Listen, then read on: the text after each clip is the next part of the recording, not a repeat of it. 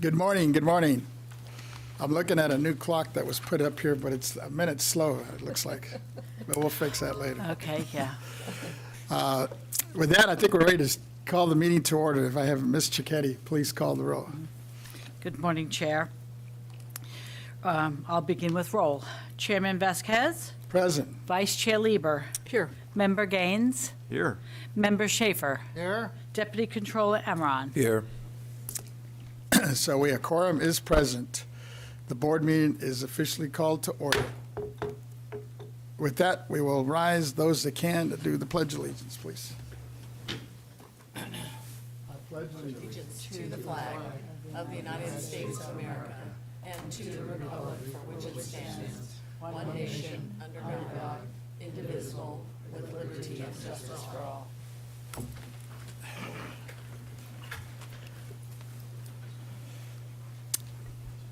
Before we start with our first order of business, I'm going to have some opening remarks. I just have a couple things, and then I'll turn to the members and see who else wants to chime in as well. I'm looking at actually, there's a couple issues that I wanted to raise this morning. No specific order. One of them we kind of touched on last month, which of course was Veterans Day, but since it just happened, and I know there was a lot of celebrations going on and recognitions this past weekend because it happened over the weekend. And for some folks, I know locally in my city, they actually celebrated on Friday, even though it was Saturday. I'm not sure with the state how they handled that one, but I know counties and school districts were on different schedules.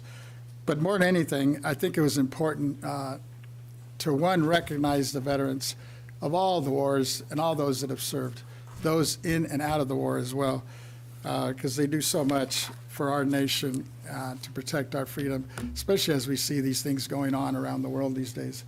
I think it's so important that we not only recognize them, but hopefully do them justice. And I know we've had a couple of hearings on some of the things that we could do here in terms of exemptions. Some of us think it's maybe not enough, and I think we're going to work on that moving forward. But really appreciate the fact that people did take the time out this weekend to either participate or engage in different fairs, festivals, recognitions in honor of our veterans.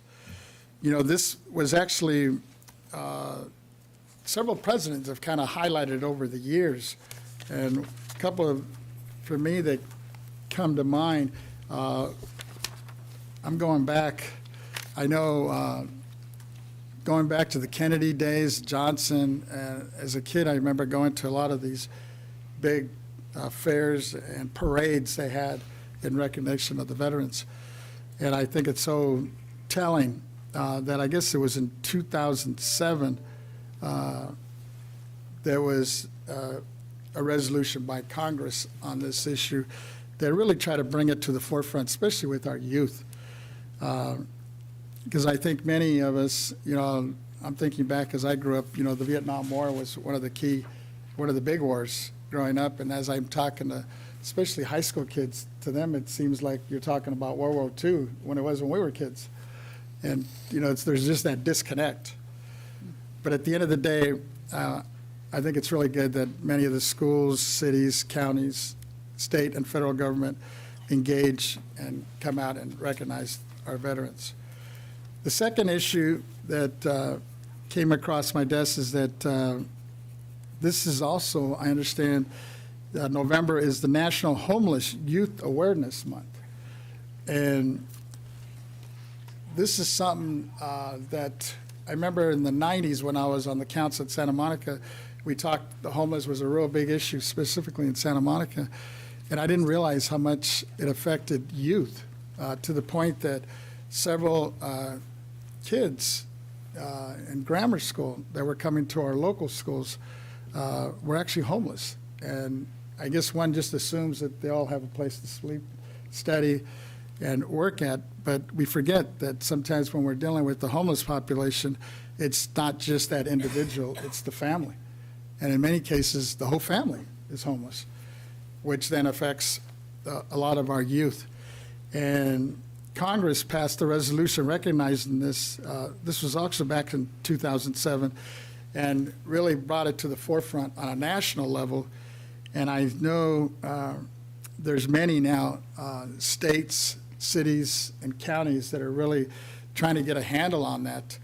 And it was kind of sad to see, and you're probably hearing about in the news, this last fire that just took place in LA. It started, I think, with these pellets that were stored underneath freeway underpass on the 10 freeway. But now we're hearing that there was young individuals, homeless people, that were camped out down there as well. And in many cases, that's where they find shelter, under these underpasses and overpasses that we have throughout the interstate in California. But it was sad to see that this thing went up in flames, and now it's literally shut down one of the busiest freeways in the country. The 10, right? The 10 freeway. Yeah. I didn't realize I think the governor was down there a couple days ago with our mayor of LA, and they came out with a figure, I think it was close to 400,000 people travel on that 10 on an average day. You're going to have to get a special task force in there Oh. and build that quick, right? Oh, they're gonna, yeah, it kind of reminds, I don't know if you remember when the 94th earthquake hit us, we lost the Yes. 10. That's It was right. not in the downtown, it was actually off of La Cienega, but it was pretty close. Northridge earthquake? Northridge earthquake. Yeah. Yeah, it was devastating. And it looks like this one is in the same situation, but hopefully, just like they did that one in terms of the repairs, it was expedited and it happened pretty quick. So, but to date, it's still closed, and it's probably going to be closed, I imagine, for at least a couple of weeks, maybe even a month. I don't know how quick. They're still doing the analysis to try to figure out how bad it is and if they could just reinforce it or if they have to level it. But it just kind of brought home this whole issue, especially as we're talking about November, the National Homeless Youth Awareness throughout the country. And then the last one I also just wanted to recognize that it's also National Native American Heritage Month, observed every November in the United States, in which we celebrate and pay tribute to the indigenous people, past and present, their rich and diverse traditions, languages, and histories, and their significant contributions to the establishment of the growth of the United States. On August 3rd, 1990, President George W. Bush declared the month of November as National American Indian Heritage Month, also referred to as the Native American Heritage Month. This commemorates the month expanded on earlier week-long celebrations established back in 1976 and 1986. So those are just a few that I wanted to mention, and I'll turn to, it looks like my Deputy Controller has a few as well, and then I'll ask if anybody else has them. Thank you, Chairman, and on behalf of the Controller, I want to welcome everyone and good morning to you all. Good morning to everyone viewing online. I'm happy to be in the month of November as we're gearing towards the end of the year. I'd like to start this morning raising awareness about something very tragic and unjust happening in the life of public service where we consider ourselves humanitarians, and it's a Greek word for lover of humanity. So when you do see an injustice somewhere, you want to speak out about it. And although it's happening 7,000 miles away, I believe it affects each and every one of us. In the Democratic Republic of Congo, the DRC for short, is experiencing one of the largest internal displacements and growing humanitarian crisis in the world. DRC is Africa's fourth most populous country, the world's largest producer of cobalt and copper that supplies our electric vehicles, our batteries, and hopes for a greener future. Unfortunately, according to a United Nations report, there are 7 million people who have been displaced due to escalating violence, which has created a very volatile situation in the eastern Congo, particularly in the month of October alone. There have been nearly 300,000 people who have fled their homes because of violence.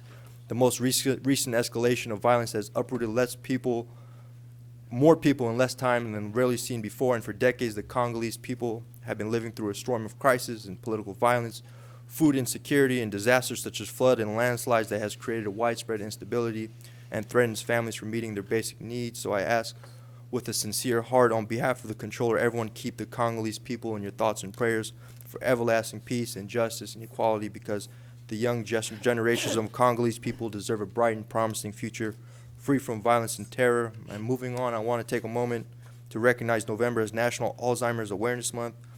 Alzheimer's disease is the leading death cause of death in our seniors. It's a heartbreaking and incurable condition present in more than 6 million Americans that erases precious memories, reduces cognitive abilities, and limits the ability for one to live independently. In California alone, there's an estimated 720,000 people who are living with Alzheimer's disease or a related dementia. More than any other U.S. state, 3 California counties, Los Angeles, San Diego, and Orange, are in the top 10 for a total number of people living with the disease nationwide.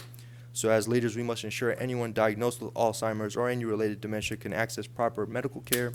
We must harness the innovative ideas of the scientific community and work to prevent this disease, to ramp up research and development aimed at uncovering the answers to Alzheimer's and other related dementia. This is something personal to me. My own father suffers from Parkinson's disease. It's an incurable condition, and I see the effect that it has on him every day, but he's a fighter, and I'm hoping one day there will be a cure. So this November, let us honor the memory of those we have tragically lost to Alzheimer's and other related dementias, and recognize the millions of Americans who are living with the impact of this condition every day, and all the incredible caregivers, the doctors, researchers, and advocates supporting them. Let us come together to renew our efforts to ensure more Californians can live their lives with full happiness and eternal health. Thank you. I yield back. Thank you. I see Member Gaines, and I guess also I see Mr. Schaefer, and I'm sure my vice chair might have some comments as well. Go ahead, Member. Okay, well, thank you. I appreciate that, and I just wanted to also thank you for reflecting on the Congo and what's happening there. I've been reading that there were lots of an unstable government there, but I didn't know the magnitude of how many people were impacted, and 7 million people displaced. Yeah, 7 Yeah. million and counting, yes. Yeah, thank you for sharing that. I just wanted to share with you a great weekend that I had, celebrating our veterans. Friday, I went to William Jessup University's chapel service, where Army Chaplain Des Nelson delivered a powerful message of love, honor, and respect for America's veterans and the tremendous sacrifices that they have made to keep us safe and free. Saturday morning, I went to a veterans breakfast in El Dorado County in my district, which is my home county, and I had a great time listening to the stories of veterans about their active duty and also about their needs in civilian life. We need to do everything we can to support our vets. I know that we offer some tax exemptions, but I'm glad that we're taking a look at those exemptions to see how we can improve them for veterans. When I was in the legislature, I carried a bill to help veterans with their property taxes, and was proud to support other bills that tried to do the same thing. And I will continue to support future efforts, especially here at the Board of Equalization. And lastly, I just want to thank the men and women who have served in such honor and bravery, including my own father, who flew 35 missions over Europe as a tail gunner in a B-17 bomber during World War II. And he shared some horrific stories with me. So I just forever revere veterans and what they do. And so bless them for defending this great nation. And in closing, on a more sobering note, I want to share with you that there's tragic news that I just heard about yesterday, as several of our active duty service members, including Shane Barnes, passed away this week in a helicopter training accident over the Mediterranean. And I think it was a refueling exercise, and all on board perished. And Shane was a graduate of Jesuit High School here in Sacramento, and is a graduate of Gonzaga University. He and other service members who died were assigned to the 1st Battalion, 160th Special Operations Aviation Regiment. And I'd like to share some of Shane's own words about his decision to serve his countrymen. In 2015, in a news article, he said, and I quote, "I signed up to keep the evils that plague our world out of my country as best I can. The legacy I choose to leave is that I defended those I love, unquote. I did not know Shane, but my heart fills with pride over his life and his selflessness. We celebrated our veterans this week. We will mourn them in May with solemn remembrance. I will be thinking of Shane and his devotion to America. This young man is the finest our country has to offer. He had every opportunity in the world open to him, and he chose to put himself in harm's way so that we might continue to live free. He leaves behind a wife who is also a Black Hawk pilot, as well as 2 young daughters. I bless him and his family. May those who knew and loved him find some solace in his memory. May every American keep him in his family and in their hearts. Earlier this year, I shared another story with John Sachs, who's the son of Steve Sachs, who played for the LA Dodgers. But he was a neighbor of ours when we lived in Roseville, and John was he was a pilot of an Osprey, which is an aircraft that can turn into a similar aircraft as a helicopter, and again, a training exercise and some sort of mechanical failure, and that entire crew was lost. And so I just I'm mourn for those who have given up their lives, and I just it begs the question: how many of our soldiers do we lose in training exercises? I don't know that number, but here's 2 that have happened in 1 year, just in the local area here. So my thoughts and prayers to the family and the heroes that these individuals are. Thank you. Thank you for sharing that. I didn't know Steve Sachs' family was up north. Yeah, he and his brother Dave, they played together a Right, year. for a little bit, yeah. Yeah, are from West Sac. Wow. And they both settled in Roseville. They live about 4 houses from each other. Real close family. Great family. Great ball player. Yes, absolutely. Member Schaefer, go ahead. Yes, thank you, Chair. I'll be brief. November always is important to me. It's my dad's birthday. He would be 127 here with us today. We always made it important to salute the veterans. He was a Fighting Bob American Legion chapter president, and he would always take me as a kid out to Fort Rosecrans, and we'd spend Memorial Day and Veterans Day laying wreaths at the graves of the fallen. Another reason that today is important is it is the 75th birthday of somebody we all have a great respect for. I knew him as Prince Charles, and he became King Charles. And you all know that his second-born is one of our constituents here in California, and if he gets a green card, he can go to work. Thank you. Thank you. By Vice Chair Lieber, yes, go ahead. Thank you, Mr. Chair. I wasn't planning to say anything, but I'm very moved by all the comments of my fellow board members, and especially in terms of Veterans Day. There's so much more that we can do for veterans in California in terms of property taxes, and one of my dreams is that we would follow suit with some other states and reduce the income taxes on veterans' retirement earnings. I think that would be the right thing to do.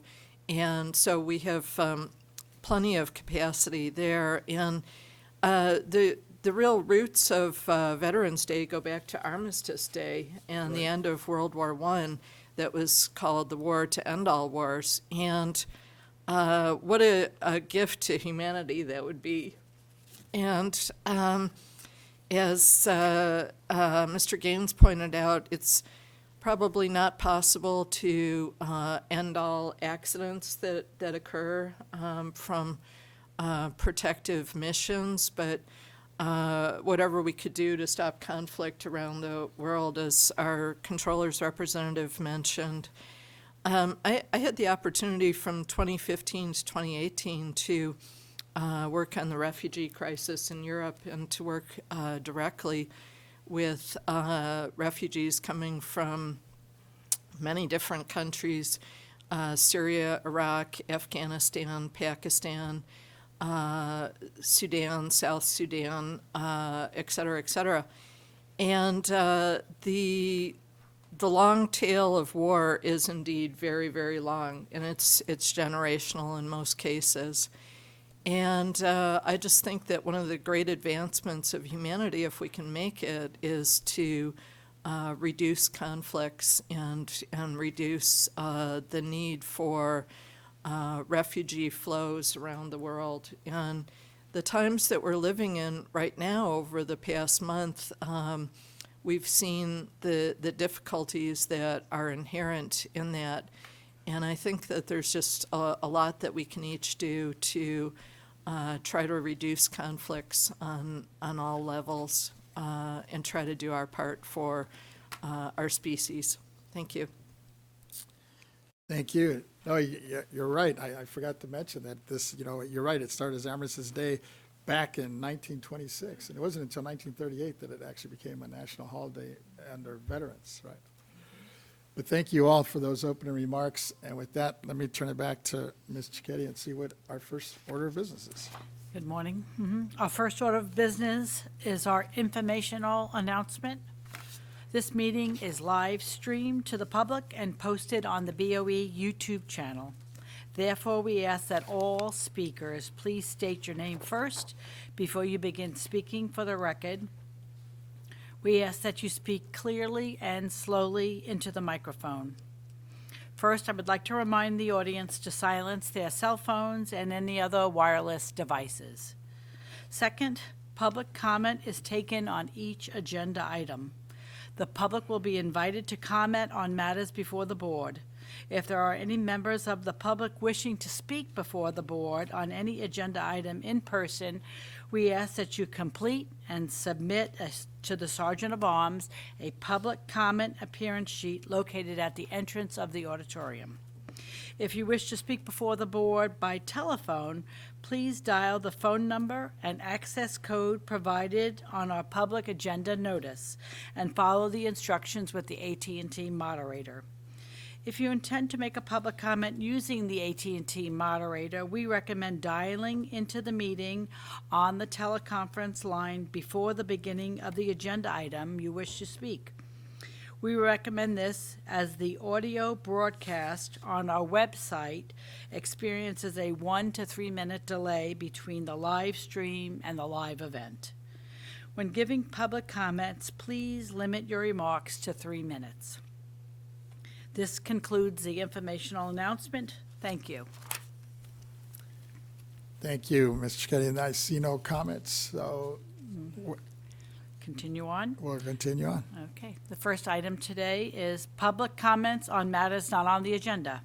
Persons who wish to address the State Board of Equalization regarding items not on the agenda may do so under this agenda item. Please note that the board cannot take action on these items not on the agenda. However, the board can schedule issues raised by the public for consideration at future meetings. When giving your public comment, please limit your remarks to 3 minutes. I do not have any written comments on this item. And I do not have anyone in the audience that I know of who would like that. I do not have anyone in the audience who'd like to come forward. So let's go to the AT&T moderator. AT&T moderator, is there anyone on the line who'd like to make a public comment regarding this item? If they wish to make a public comment at this time, please press 1, then 0 on your phone. Again, to make a public comment at this time, it's 1, then 0. Thank you. And no lines have queued up for a question. Please go ahead. Thank you. Hearing no comments, and we'll go ahead and move on with our first item. Perfect. Our first order of business. Order of business. Is tax program matters, non-appearance adjudicatory. I believe, let's see if we're going to go to teams. Yes. Let's go. We have the presenter, and I believe Ms. Cohen is on the line. So if we want to recognize her before we begin. We have Miss Wilkman and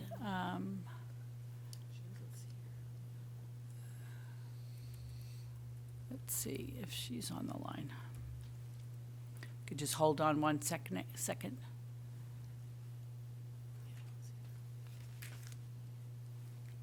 Is she not there?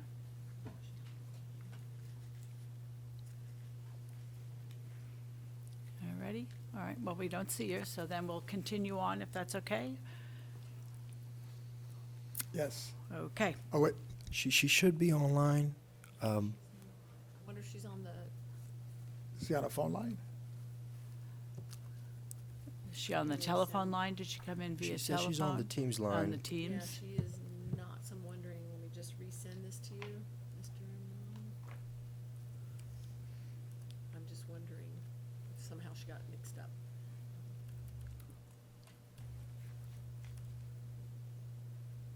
Could forward that to her.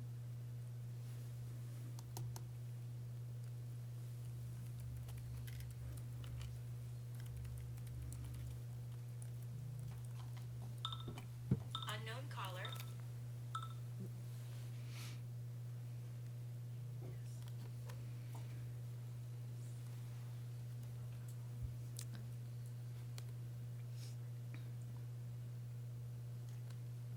This little technical, we'll hold on for a second.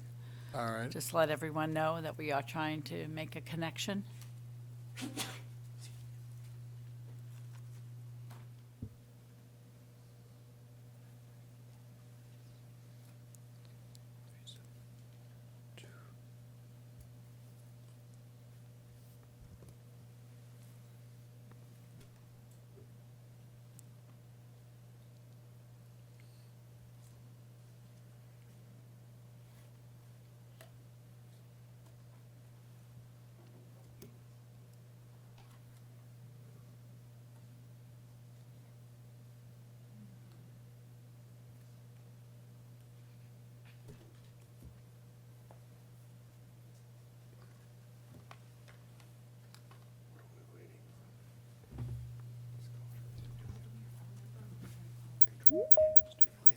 All righty, there we go.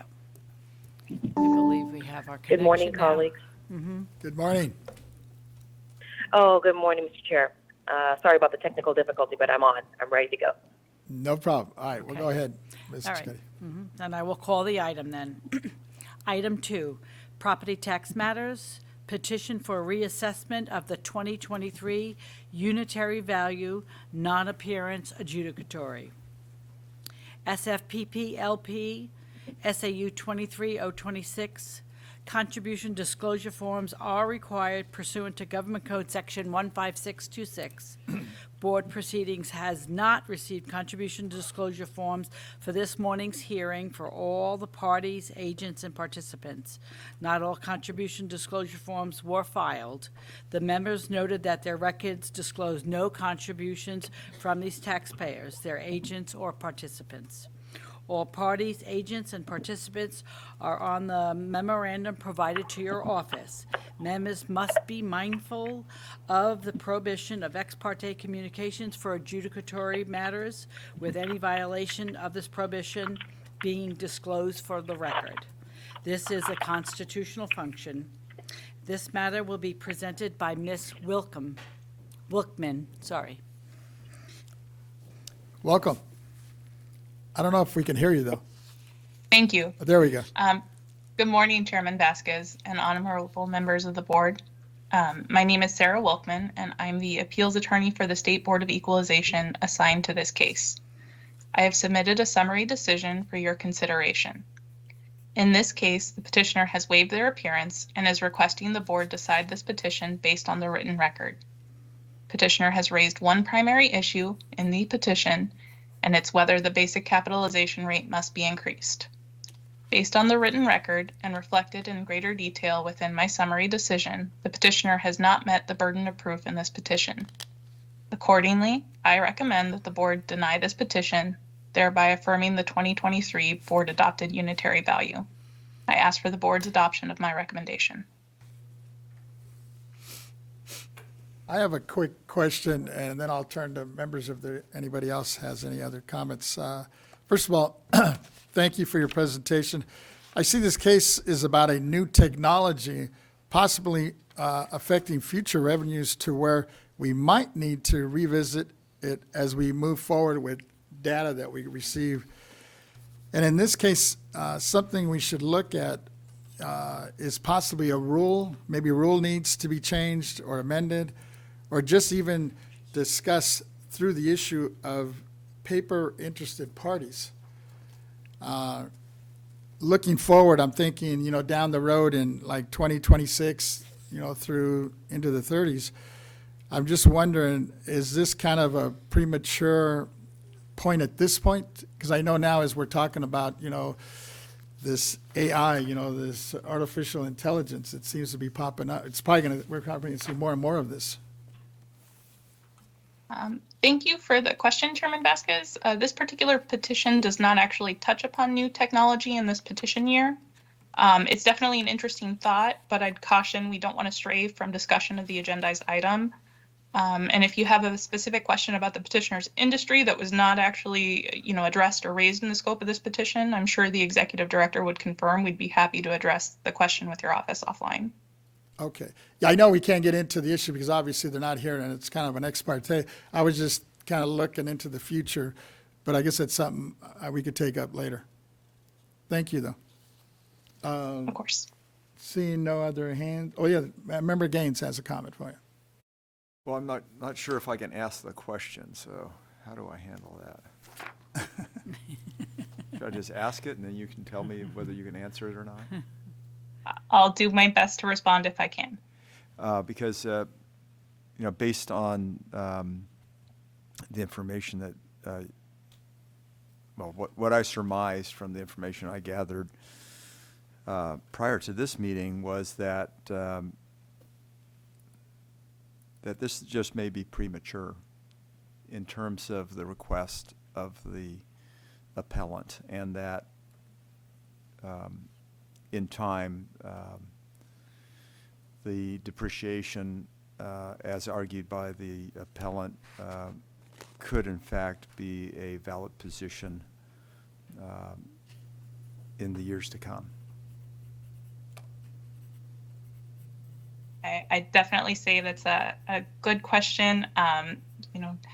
None of us has a perfectly accurate crystal ball, but certainly petitioners in the department look at issues raised regularly every year, and I'm sure if an adjustment as to any issue discussed after filing their property statement is appropriate, that future years may address. That's great. So, well, we'll just see what happens in the future, and we'll go from there. Thank you. I appreciate it. No, you're right. I think it opens up, down the road, possible questions. I can't see my controller on the screen, but I'll just ask if there's a question from the controller. Thank you, Mr. Chair. I'm not on the screen. I'm just calling in the meeting today, but I have no further questions. It's pretty clear-cut, excellent presentation by the staff. Thank you. Seeing no other hands. Oh, yeah, Member Schaefer, go ahead. I see the petitioner has several substantial interest in my district. Petitioners asked for a appeals conference. Is there any situation that we should be involved in that, or is that appeals conference handled with staff? And I assume that the findings and decisions will be provided as requested. Thank you for that question, Member Schaefer. Yes, as a part of this petition process, an appeals conference has already been held, and the summary decision is before you with that in the record. And certainly the decision, if adopted, is certainly shared with the petitioner. So there will be findings and decisions published. Correct. Thank you. Confidentially, though, as this case does not meet public disclosure statute. Thank you. Seeing no other hands, I would just move to recommend the staff adoption of this. And it's been seconded by my vice chair. Seeing no other hands, Ms. Ready? Cicchetti, we don't have any written comments on this, do we? I have no written comments on this item, and I have no one in the audience. So let's go to the moderator. AT&T moderator, do we have anyone on the line who'd like to make a public comment regarding this item? Again, for public comment, it's 1, then 0 on your phone. An operator will take your name and give you further instructions. Again, for comments on the phone line, it's 1, then 0.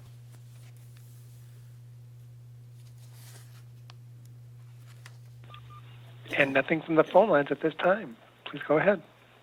Thank you, moderator.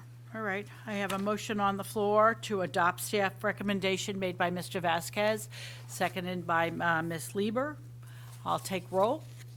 Chair Vasquez? Aye. Vice Chair Schaefer. No, gosh, I'm sorry. Vice Chair Lieber, gosh, Pretty close. Aye. I'm reading from the script, obviously. I'm looking at the script myself. I Yes, didn't catch that. yeah, that's what you get for reading and not looking. I We're apologize. recycling old papers, I think. I guess that's what we're doing. Vice Chair Lieber, my apologies. Aye. Member Gaines, Aye. Member Schaefer, Aye. Controller Cohen. Aye. So that's unanimous of all those present. With that, Ms. Cicchetti, if you would go on to our next item. Our next item on the agenda is tax program matters, non-appearance adjudicatory. Item number 3, petition for a reassessment of the 2023 unitary value, non-appearance adjudicatory. CalNev Pipeline LLC, SAU 23-027. Contribution disclosure forms are required pursuant to Government Code Section 15626. Board proceedings has not received all contribution disclosure forms on this appeal from the parties, agents, and participants. Not all contribution disclosure forms were filed. The members noted that their records disclosed no contribution from these taxpayers, their agents, or their participants. All parties, agents, and participants are on the memorandum provided to your office. Members must be mindful of the prohibition of ex parte communications for adjudicatory matters, with any violation of the prohibition being disclosed for record. This is a constitutional function, and this matter is being presented by Ms. Wilkman. Good morning again, Chairman Vasquez and honorable members of the board. I, Sarah Wilkman, was the appeals attorney for the State Board of Equalization assigned to this case. I have submitted a summary decision for CalNev Pipeline LLC for your consideration. In this case, the petitioner has waived their appearance and is requesting the board decide this petition on the basis of the written record. Petitioner has raised one primary issue in this petition, whether the basic capitalization rate must be increased. Based on the written record and reflected in greater detail within the summary decision, petitioner has not met the burden of proof in this petition. Accordingly, I recommend that the board deny this petition, thereby affirming the 2023 board adopted unitary value. I ask for the board's adoption of my recommendation. Seeing no hands, and I'm assuming the controller has no questions on this? Correct, no questions. With that, I'd like to move the staff recommendation, and it's been seconded by my vice chair. Seeing no hands. We don't have any written comments or. any No audience written on this. comments on this item, and I have no one in the audience present to who wanted to make a comment on this item. Let's go to the AT&T moderator. AT&T moderator, is there anyone on the line who'd like to make a public comment regarding this item? Again, for public comments on the item, it's 1, then 0 on your phone.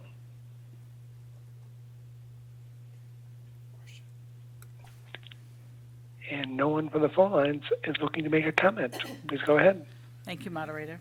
I Ready? think we have one question real quick. Sure. Member Gaines, I think has a Just question. a question of clarification in terms of determining tax, the tax for this, in this individual case.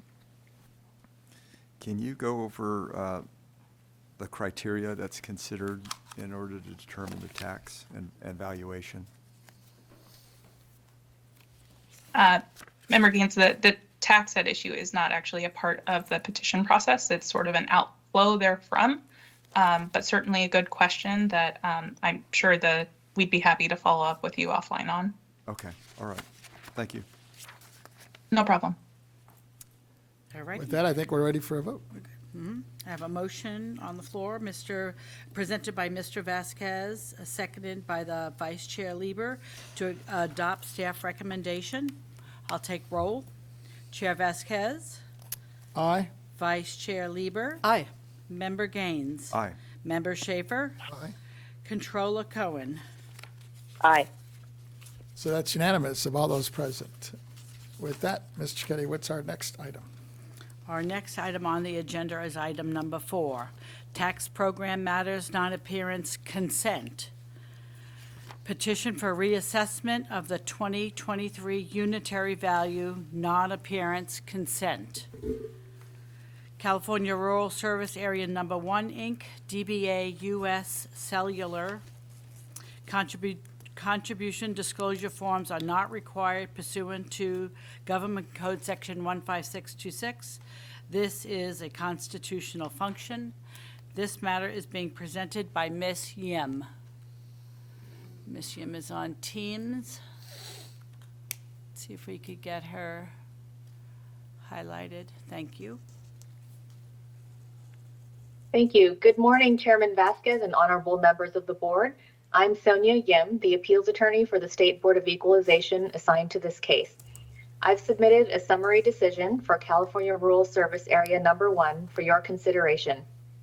Based on the written record and the agreement of the parties, and as reflected in greater detail within my summary decision, I recommend that the board grant the petition in part, consistent with SAPD's revised recommendation. I ask for the board's adoption of my recommendation.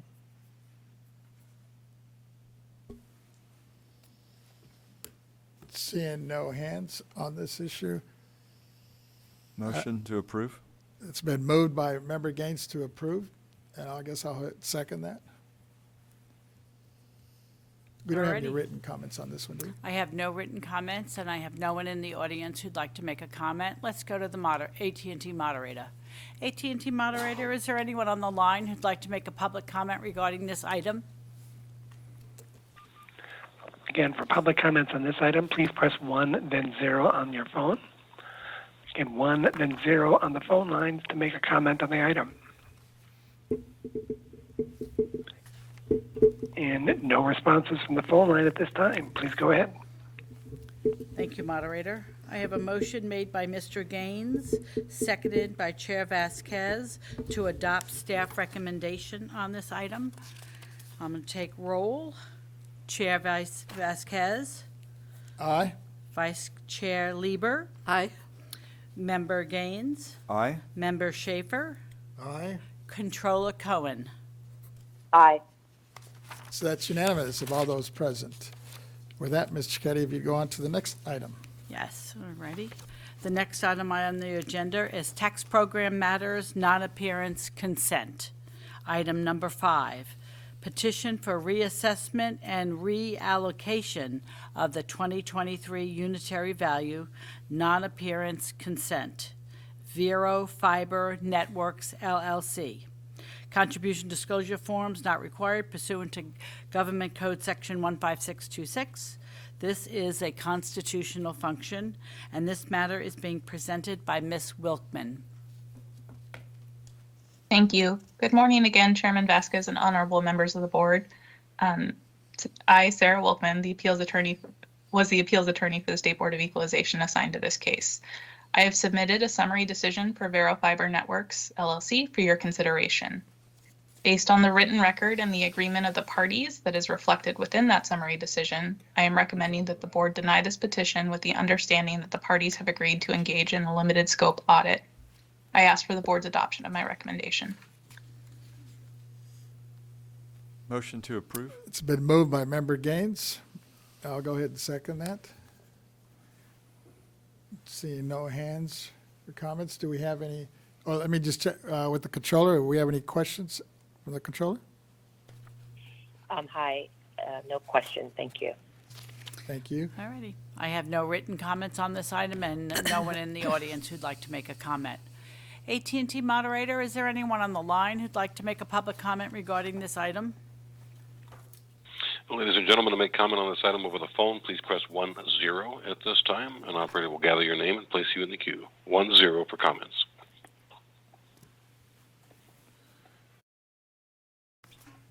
Madam Chair, we have no callers queued up. Thank you. I have a motion made by Mr. Gaines, seconded by Chair Vasquez to adopt the staff recommendation. I'll take roll. Chair Vasquez, Aye. Vice Chair Lieber, Aye.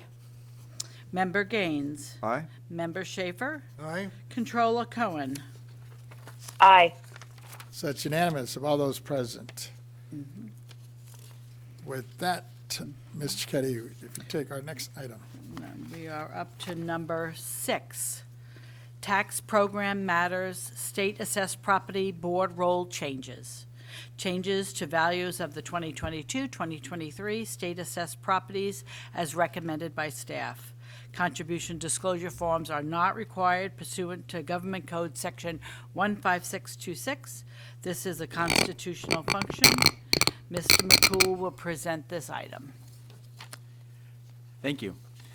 Good morning, Chair Vasquez and honorable members of the board. My name is Jack McCool, Chief of the State Assessed Properties Division. Revenue and Taxation Code Section 4876 allows for correction of errors on the state assessed roll.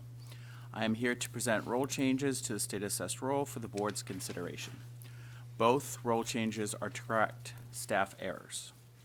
The first change would fix a staff error that incorrectly allocated the assessee's value to the wrong county. This change results in no change in value for the assessee, but simply changes which county the value is allocated to. The second rule change would fix a staff data entry error where a small amount of value was entered twice for the assessee. This change would remove the duplicate amount. Upon the board's adoption of these changes, SAPD staff will then notify each county of the role changes, and the counties will be responsible for processing any applicable property tax refunds. The state assessee will also receive notice of the role changes and will be informed of each value change adopted by the board. I am available to answer any questions you may have and ask for your adoption of these role changes. Thank you. Thank you, Mr. McCool. Members, do we have any questions? Oh, Member Gaines, go ahead.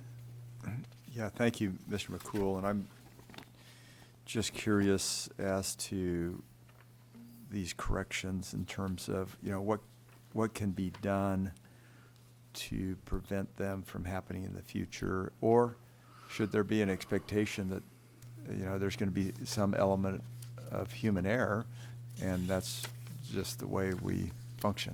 Sure.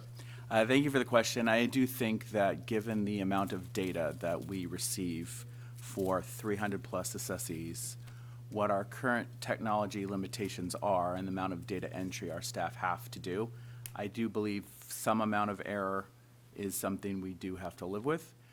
We do strive in all of these matters to take a second look at how the error occurred in each specific case and see if there is a way that we can prevent it in the future.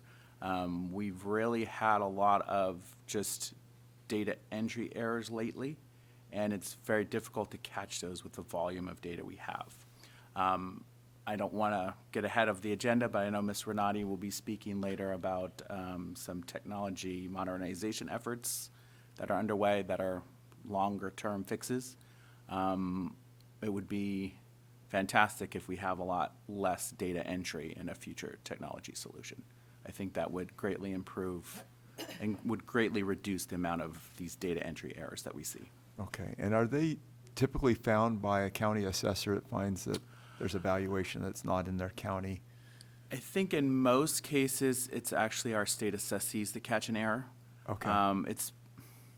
Sometimes we do hear from counties, but most of the time, it's either state assessee has caught it, or our staff will actually catch it also. So I think it's probably about 60-40 assessee catching it, and 40% our staff. Great, thank you. Of course.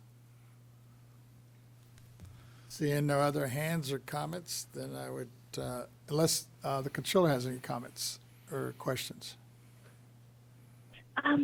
Councilman Poole, hello. I know that you said this before. I think the last time we did this, we dealt with state assessees, and that the human error is I guess what there's just humans that are keying in the data. Is that correct? I want to understand that correctly, right? Correct. That was the most articulate way to say it. Human error is accounting, is what you're attributing to these shortcomings. In these particular corrections, that is correct, yes. Yes. Okay.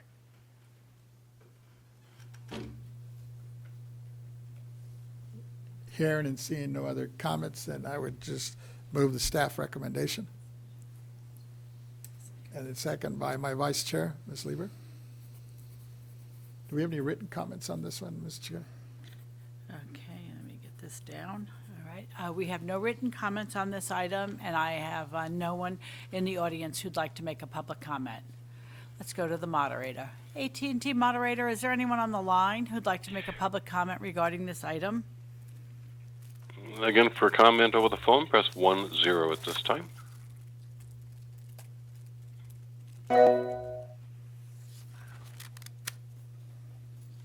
And Madam Chair, we have no callers in queue. Thank you. Already have a motion presented by Mr. Vasquez, with the second of the Vice Chair Lieber, to adopt the board roll changes as presented by staff. Take roll. Chair Vasquez. Aye. Vice Chair Lieber. Aye. Member Gaines. Aye. Member Schaefer. Aye. Controller Cohen.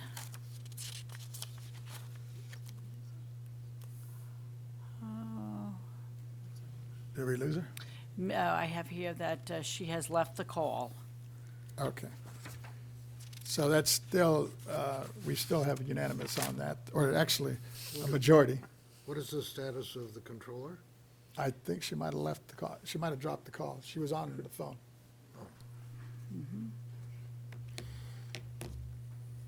It appears as if she's been, she either She's dropped trying the to call reconnect? or I have that she has left.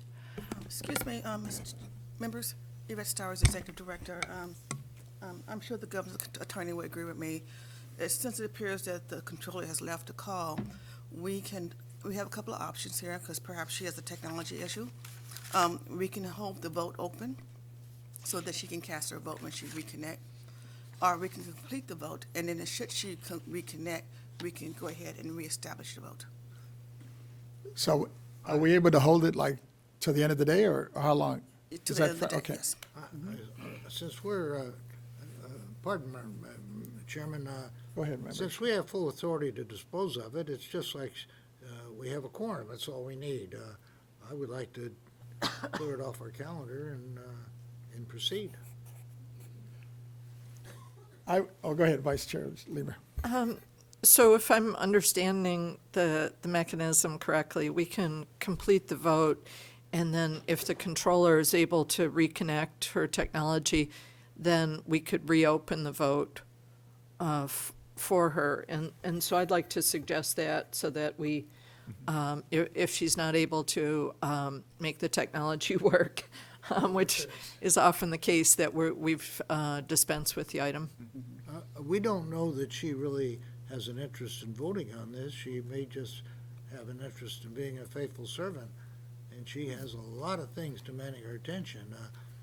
I wouldn't want us to inconvenience our docket and the public by adding it to the end of our, just on the theory that it was a mechanical defect and that she wants to participate. If that were the case, I think she would have called us back by now. Thank you, Member Schaefer. I just got a note from the Deputy Controller that the Controller does want to exercise her vote, and she is reconnecting. Whatever she wants to do, I'm for that. There she is. We'll give her a minute. Hi, it's Malia. Yes. Sorry. No problem. Can you hear me okay? Yes.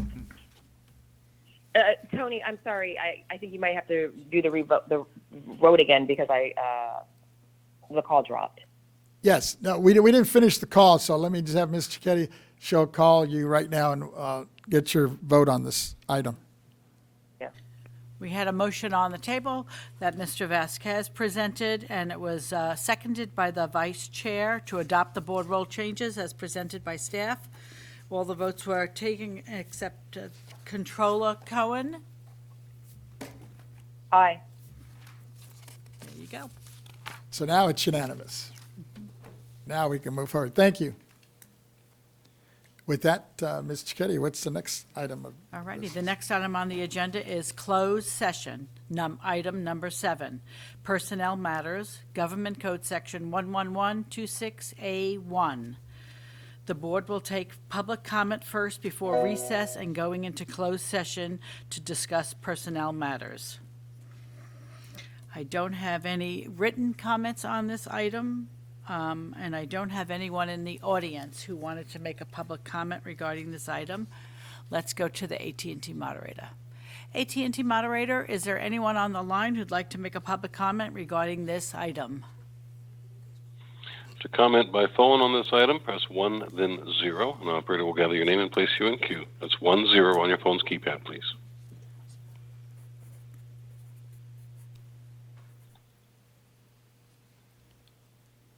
And Madam Chair, again, we have no callers queuing up. Thank you, moderator. All righty, at this point. With that, then the board will go into, we're going to recess into closed session right now.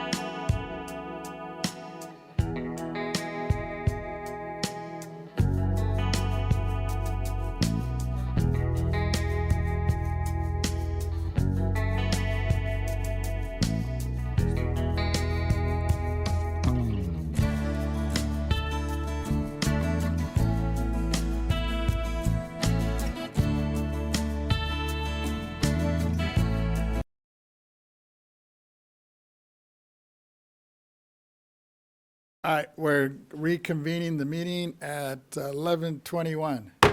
And I have a report from Ms. Taylor. Yes, I would like to report that the Board of Equalization did not meet in closed session today.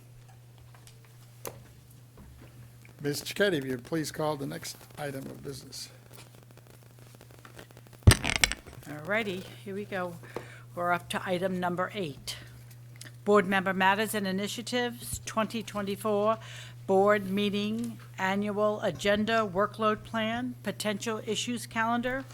Further discussion on proposed 2024 Board Meeting Workload Plan, identifying potential issues, roadmap for coming year. This item is being presented by Mr. Vasquez. Thank you, Ms. Cicchetti. Members, attached is a revised draft of the 2024 Potential Issues Workload Plan for your review input. 2 additional issues have been added. 1, that we review and provide our input for updating the board meeting reference manual, publication 311.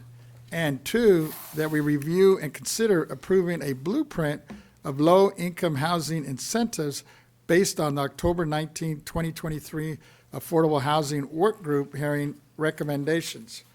Regarding the board meeting reference manual, our prior executive director, Brenda Fleming, sent us the current draft of the board meeting reference manual on March the 5th, 2021, and asked that we provide our input and suggest changes, which my office did a few weeks later, and I think maybe Member Schaefer's did also, possibly regarding the Bagley-King issue.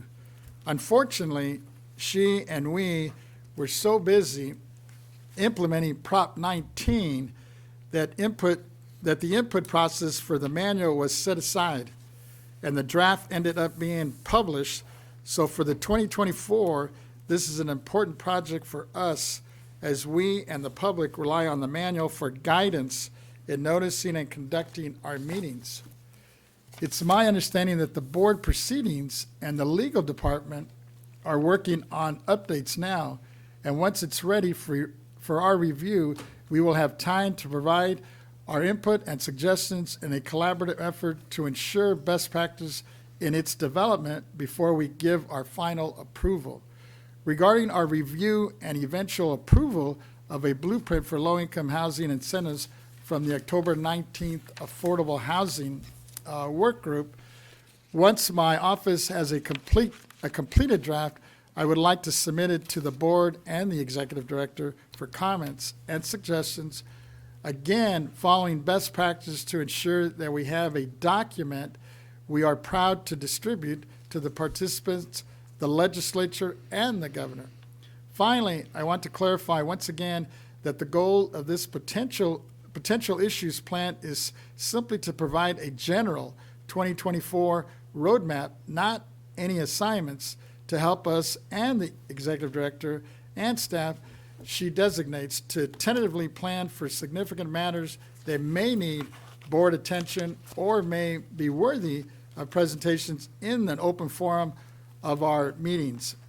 And it is flexible enough to allow for real-time adjustments as unanticipated issues arise. As indicated in the governor's policy, our goal is to fully inform our stakeholders, the public, through transparency and meaningful opportunities for their communication and engagement. Members, do we have any input or comments, as I intend to bring this back next month so we can make any further changes that may be needed? And I know my vice chair might be a little crippled on this because you weren't part of the original discussion, but if you have some comments, I will turn to my vice chair. Thank you, Mr. Chair. Well, the most general comment that I have, and everything here looks really good and worthy of the board's review and potential action. And at our last meeting, we talked about the work plan coming back after December to add in some details about a potential work group on taxes and environmental challenges. And we have some reasons for bringing that up after December. So it seemed like the consensus of the board at the last meeting was to bring this back after December. And then secondarily, I'm not sure that I've gotten the, well, I see now that there is a link, so, for the board meeting reference manual. So I'd like to have an opportunity. I think I'm the only newbie up here who probably hasn't had exposure to that one, so obviously on that score. Any other comments or questions from either about these? We're good? With that. Chairman Mrs. Vasquez? One second. I'm sorry. May I make a comment? Yes, I'm sorry. Go Yeah. ahead. Thank you. Yvette Stowers, Executive Director. I want to make a specific comment and then in general. Let me go the Pacific first.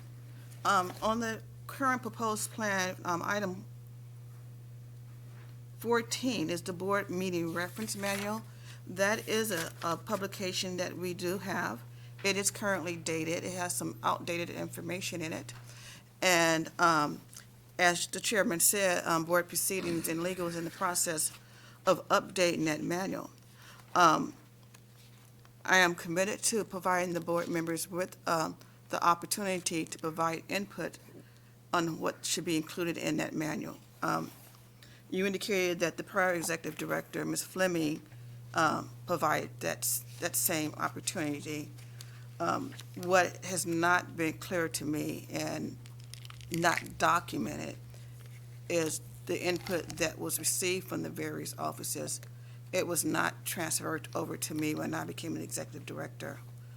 And when the former executive director, who became my consultant, she did not indicate to me that whatever input that was provided, that she had accepted it.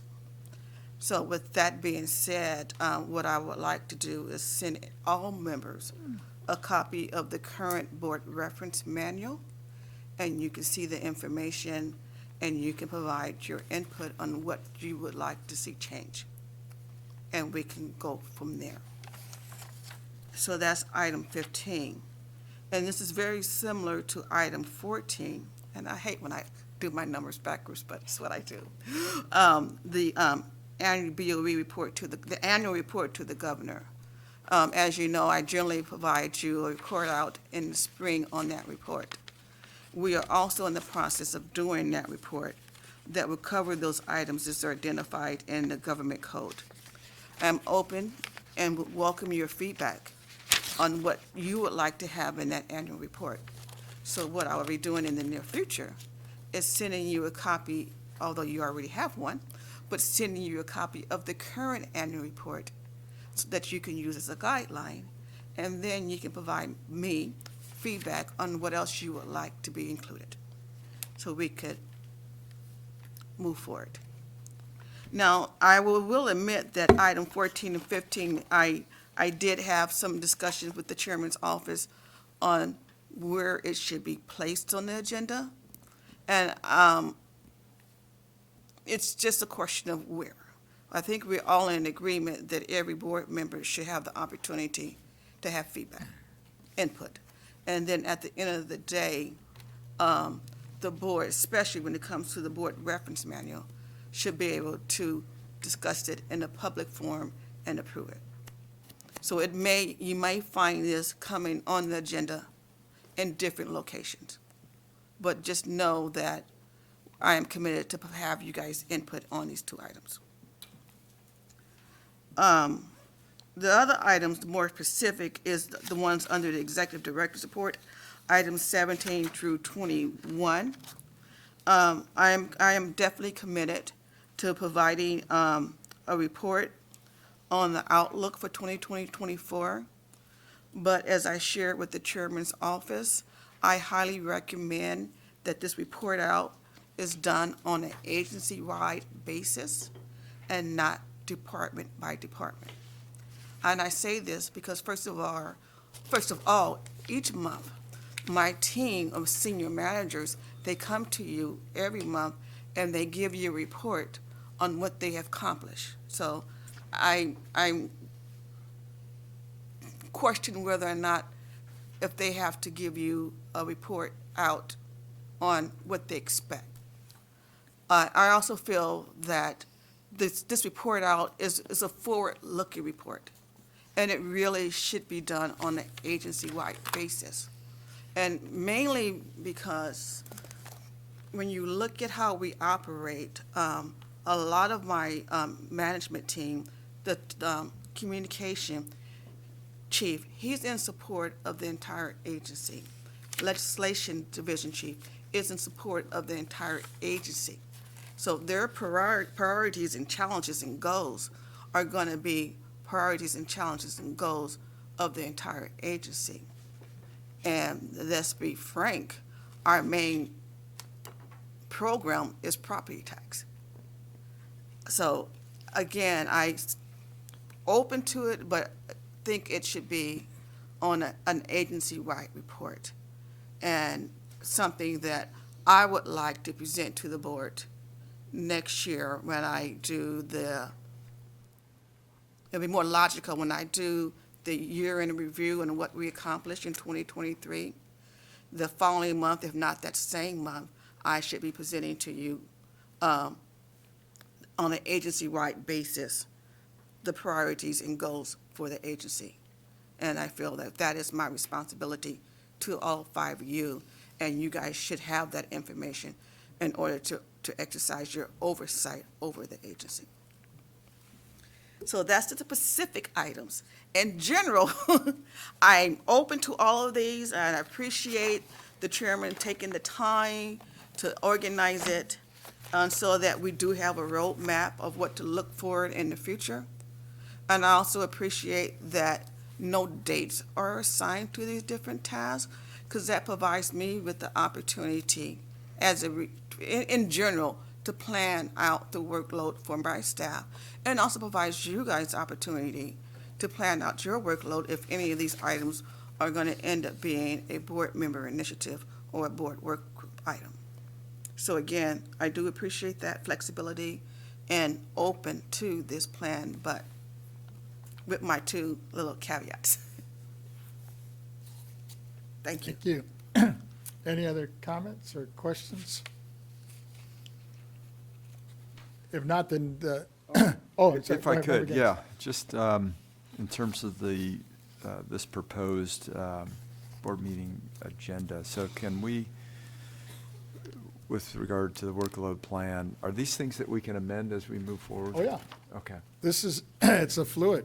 I mean, remember we started this, I don't even remember way back when Brenda was our executive director, and then Prop 19 hit, and things just got Yeah, put on hold. that's right. Because we just zeroed in on it. It was Yeah, just like okay.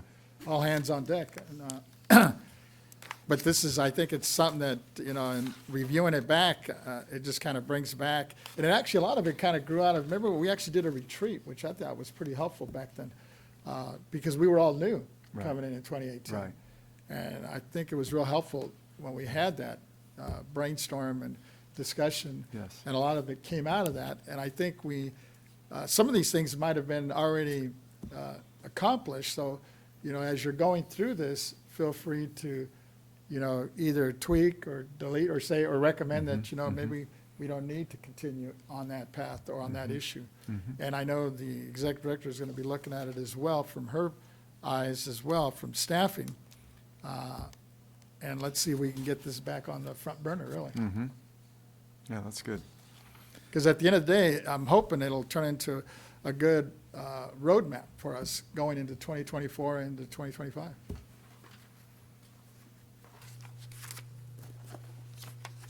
With that, we don't have any written comments on this, do we, or anybody who wants to speak on this? Correct. I have no written comments on this item, and I have no one in the audience who wants to make a statement. Let's go to the AT&T moderator. AT&T moderator, is there anyone on the line who'd like to make a public comment regarding this item? For public comment by phone, press 10 on your phone's keypad, please.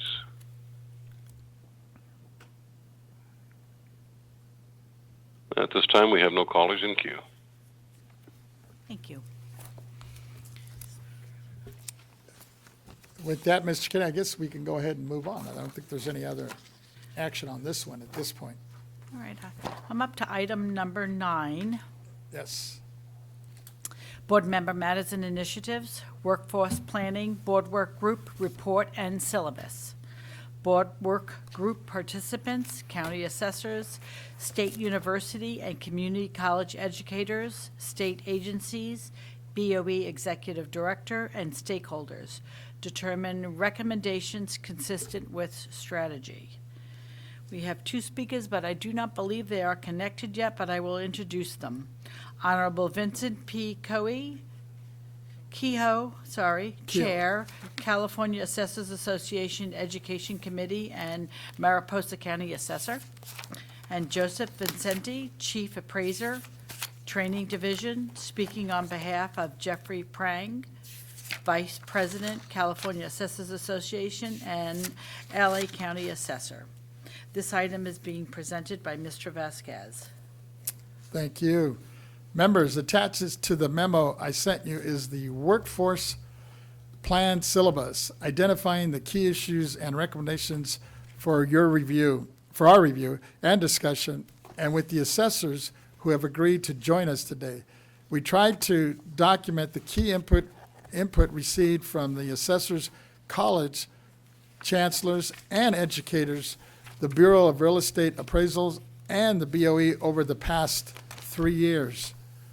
We also tried to organize everyone's input regarding the challenges, the needs, the highlights, and recommendations and possible next steps under the 4 key strategies adopted in the 2020 comprehensive outline for the Workforce Work Group report.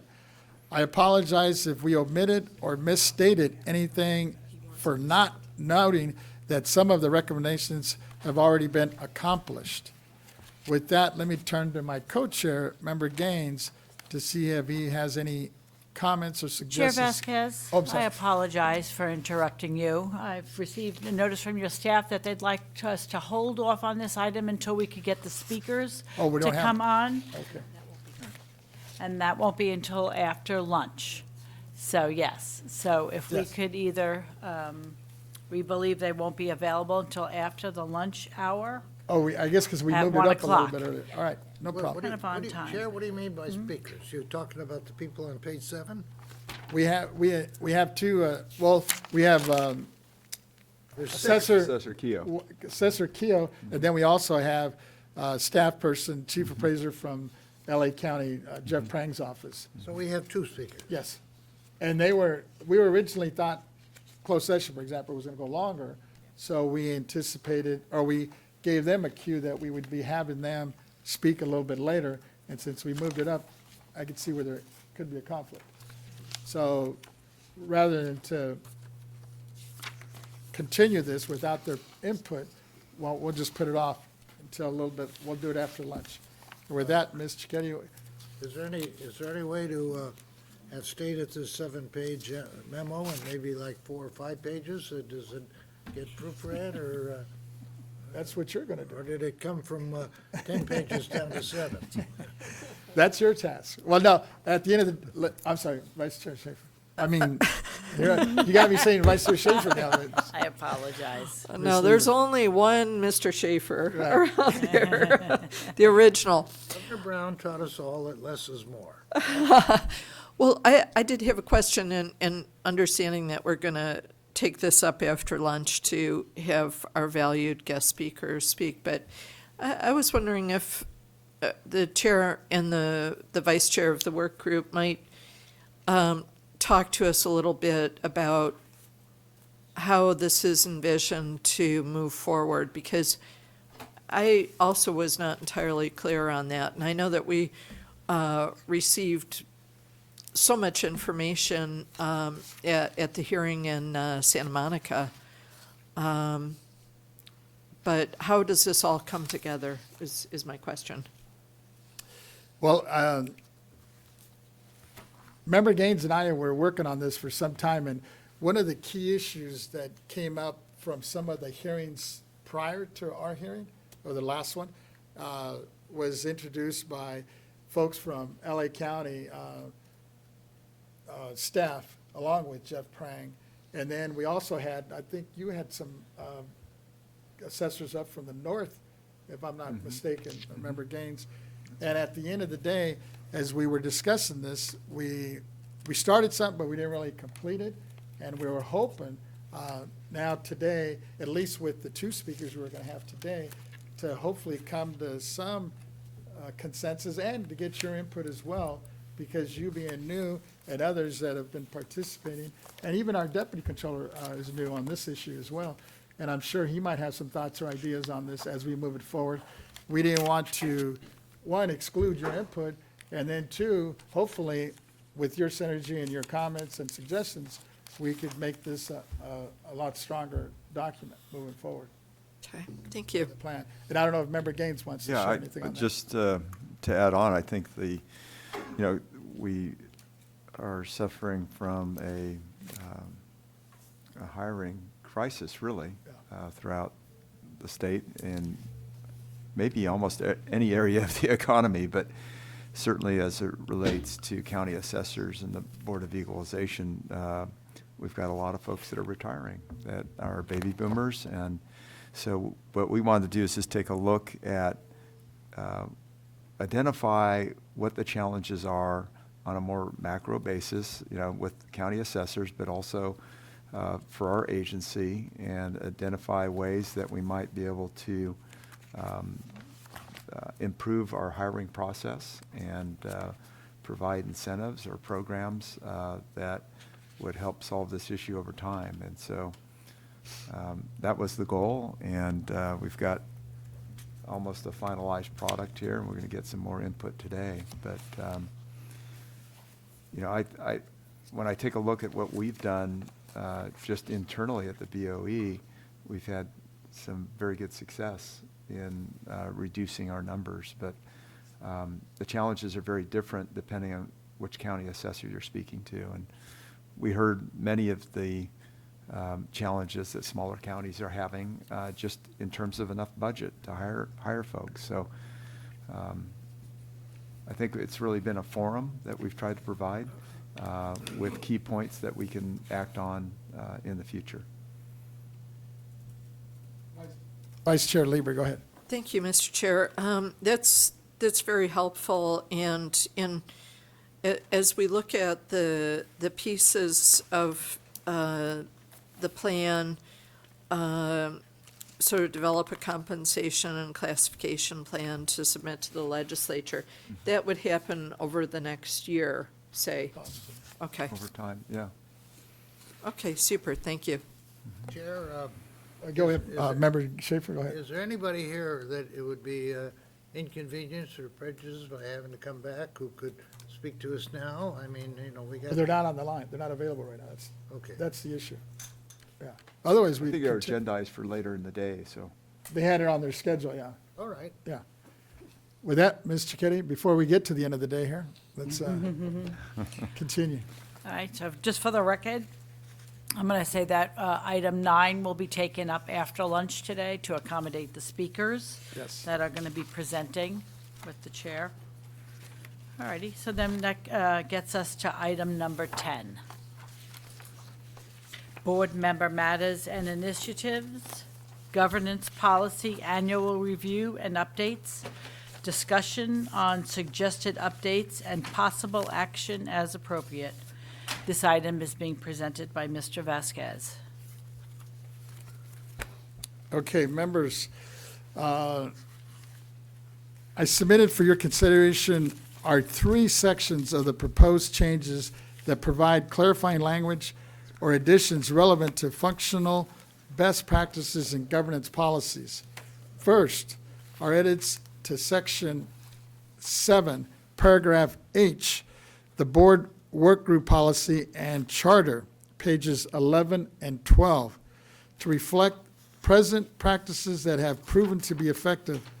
The 2 most significant are, number 1, adding another work group purpose that it's a structure for conducting open public forums to discuss and examine complex and emerging issues relevant to the board's leadership and public policy problem solving related to our tax administration programs, while at the same time preserving the interested parties process conducted for proposed regulatory changes or rulemaking in which the full board does not participate. And number two, stating that in performing the workload, the work group chair and co-chair and their staff do the work, prepare the agendas, supporting materials, the minutes, and reports, and invite participants, including the executive director or her designee. Second, our proposed additions to section number 10, the role of the executive director on page 16 to clarify two key points. One, the first is the executive director's role is one of policy implementation. Under the resolution confirming powers, the executive director performs all acts and things required by law and board, which means that the executive director embraces and respects the board's policies and carries them out. Second, the executive director and the board rules are supportive of each other, serving as one agency under the Constitution with one mission. In conferring powers on the executive director, we both understand that the Board of Equalization is one agency under the state constitution, with the board and the executive director functioning together in collaborative roles with the elected members and dedicated to the focus on setting statewide policy and making judgments on behalf of the people, and with the executive director dedicated to the focuses on implementing the board's policies and delivery of services. And third, our proposed additions to section 9, letter F, communications with the executive director's designated staff and assistants in responding to inquiries and correspondence with other staff communications on page 16. First, the board members and other staff remain committed to the communications protocol in Operations Memo 0001 attached whenever we or our staff have specific questions or correspondence regarding workload assignments or questions for the executive director or the executive management team. And second, however, we also need to include a communications policy for informal, non-work related, or social conversations with the executive director or the executive management team and their staff. No employee should be afraid to talk to the board member, nor any member of their staff be fearful of taking or talking to the employee. This proposal is for a communication policy that requires mutual respect for the qualities, experiences, and roles of each person, and seeks to ensure that individuals of all backgrounds, abilities, perspectives have an equal opportunity to belong, achieve, and contribute. In this way, we strengthen our organization and take it to the next level by inspiring innovative solutions that further our mission. And I state that only because I know when I was the mayor in a city like Santa Monica, I didn't realize our city manager, which would, I guess would be the same role as our executive director here, they always had this fear they put in the employees that they're not allowed to talk to us. And I'm not talking about policy issues, I'm talking more about just communication. And so I was hoping this would somewhat clarify it in the governance policy. Because I know we can't obviously get into issues, we don't want to get into the micromanaged issue, which we've discussed. Our role is more to set policy, but I also wanted to make sure that we make it clear that staff shouldn't be fearful of communicating, whether it's on their hobbies or whatever it might be that's not related to board policy, for example. And I just throw that out there as one example. Yes, Vice Chair Lieber. Thank you. I had some questions, and I definitely am eager at some point to get into the meat of it. Yes. And the text that's been put forward.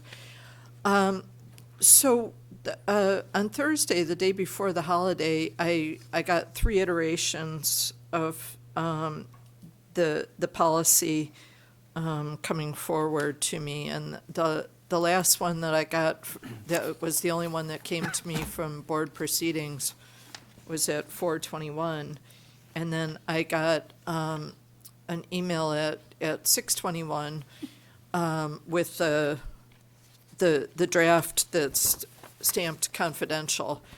And I'm a little bit concerned about something as important as the governance policy, that there still is not a solid draft on the website as of 9:30 this morning.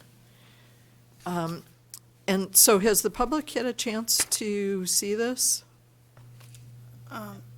Sir, Thank you, Vice Chair anyone? Lieber. The Governor's Council is coming up to perhaps answer some of those questions. Julia Himovitz on behalf of the legal department. So, before you today is a discussion of changes to the governance policy, which was properly agendized by the chairman and his office. The materials did come somewhat late and have not been posted to the PAN, but I believe so 2 things. The proposal before you is to allow for the board as a group to have a discussion regarding changes. The changes I believe that are before you are to start a discussion, and no action has occurred by the consensus of the board to make any of these changes. The board proceedings division has a protocol for getting materials before the public and before the board members. And so because it did come in rather late in the timeline, it was not able to be posted to PAN, but will be posted. This discussion is also scheduled, I believe, to continue into the future. And as I've discussed before, you guys can change your governance policy at any time. So in terms of what's been provided to the public, the current governance policy is up on the website, and the public does have access to that. The changes that are being proposed are simply here for discussion, is my understanding, and allows the discussion to continue into the next month. The public has not had an opportunity, I believe, to review these changes in particular, other than what the chairman has described now.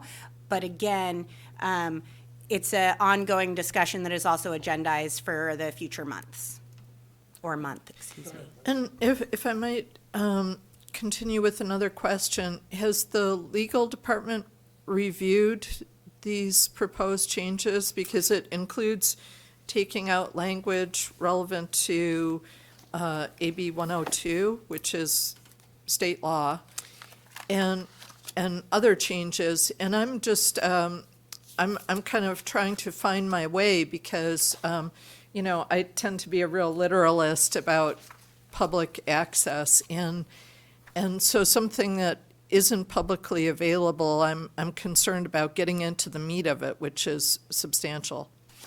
Thank you for that question.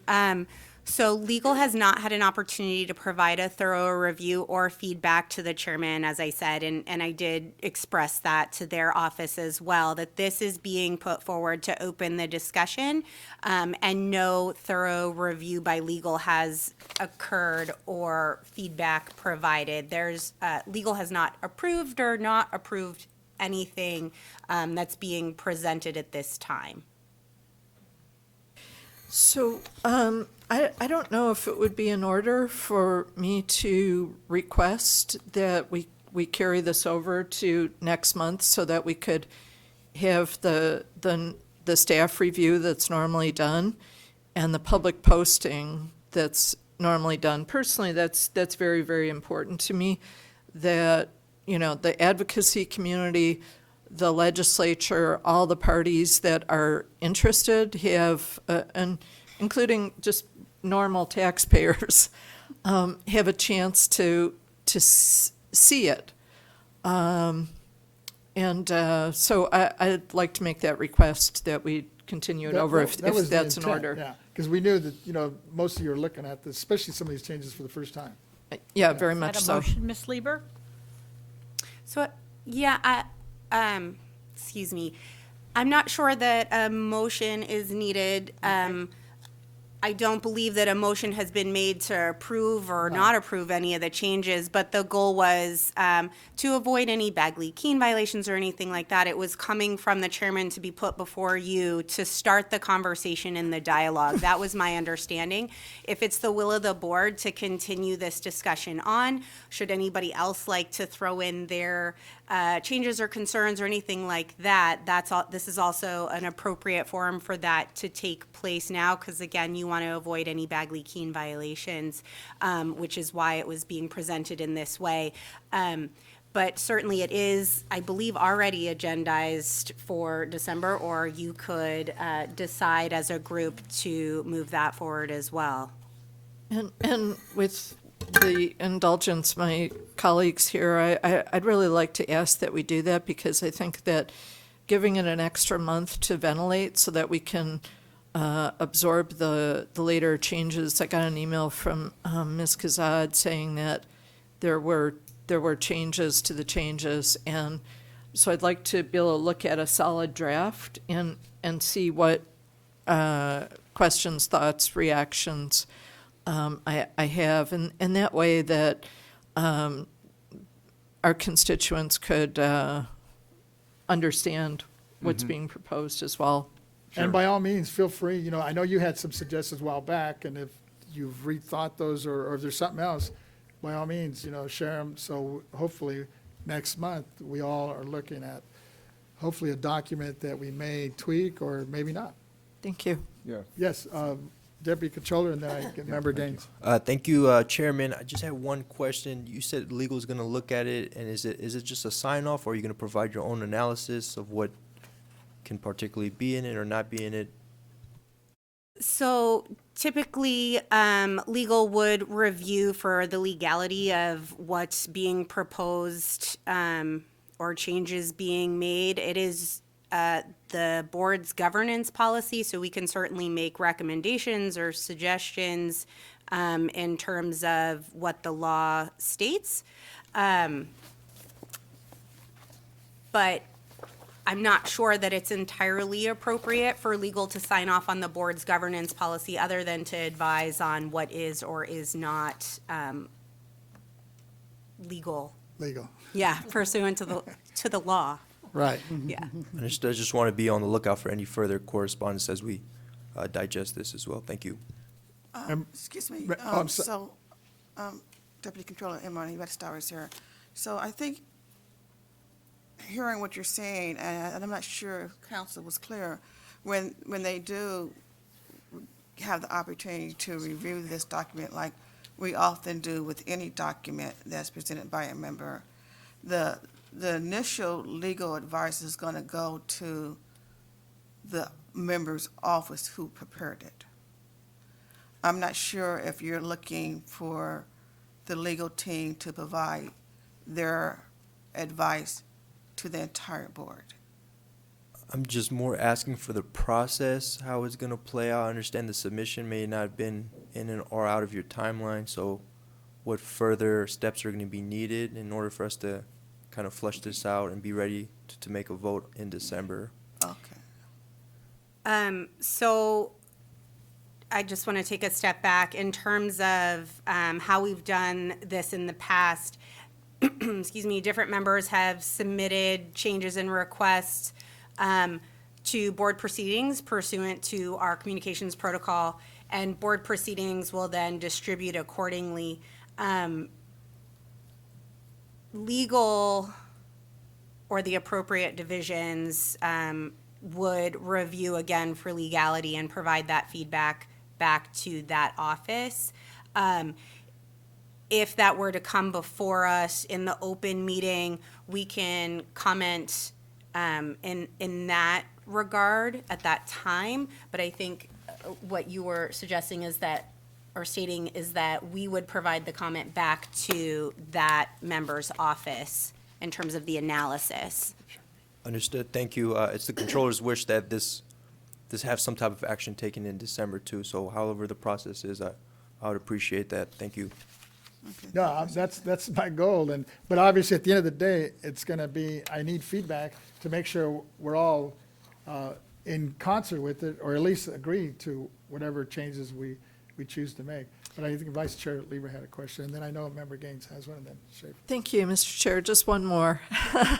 I think what's most important for me to get vis-a-vis legal would be some of the language as it relates to Bagley-Keene, because I think the cutting out references to AB 102 could be a political problem that we have to deal with members of the legislature on.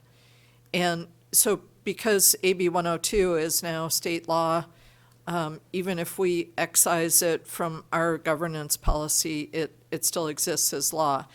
But to the extent that we're trying to go in a different direction in terms of communications than Bagley-Keene, that's an issue that's important to me.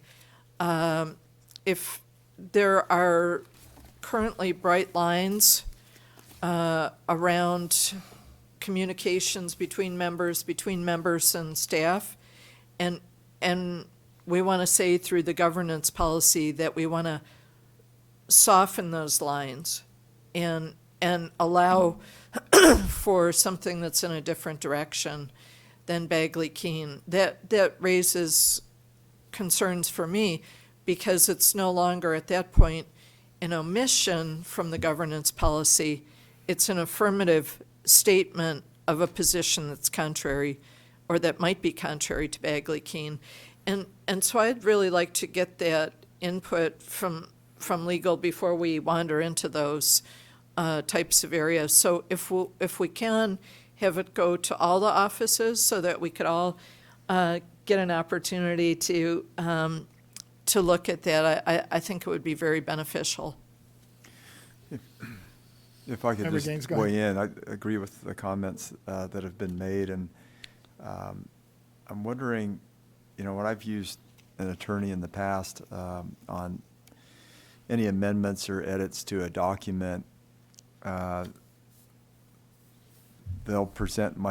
attorney will present it in such a way that they'll show the existing language and then the proposed change in a different color of ink, and in another color ink, what was the old verbiage, and that would be very helpful. Also with an explanation by legal of what we're doing and what the intention is. Now, I'm just going to need to have clarity in terms of, because my natural default would be retain what we have. It's just my conservative nature. Why are we changing something? Okay, so if we're changing something, then what is the explanation as to why we're doing that? And I'm just going to need clarity through that process. And I don't know how we do that. I don't know if we can even do it in December, but I'm open. I'm open to all this. It's a matter of getting what I feel like is the proper analysis in order to move forward. So I want to address a couple of things that are coming forward. One, these changes have not been put forward by the legal department here. These are suggested edits from the chairman, which was discussed at the prior meeting to bring them forward at this meeting. I believe when we made prior edits, we had the members submit them to board proceedings, and I don't want to speak out of turn, but I believe we compiled them in such a way to avoid Bagley-Keene violations, because that is something that we're also very cautious of as a legal department and public agency here. But we can certainly figure out a way to review changes and provide the feedback. And I can work with the executive director on that. But I do want to be clear that these are not legal's recommended edits or changes. These have been put forward by the chairman's office as proposals and a starting point for your discussion. Sure, and I understand that, Yeah. and that's fine. I Yeah. have no problem with it. I'm open to it, but I will rely on your advice in terms of, like, if we're deviating from AB 102, I want to know that. And is that an area that we have some flexibility in, or not? And Bagley Keene would be another area too that I want to make sure that Certainly, we're we adhering all, to. So the legal department always advises on Bagley Keene, also on the government code. Okay. So that is always feedback that we do provide. So that's, yeah. Good, excuse me, Yvette Stowers. Go ahead. Thank you, Julia. I hear what you guys are saying, that you really want to hear from legal about the proposed changes.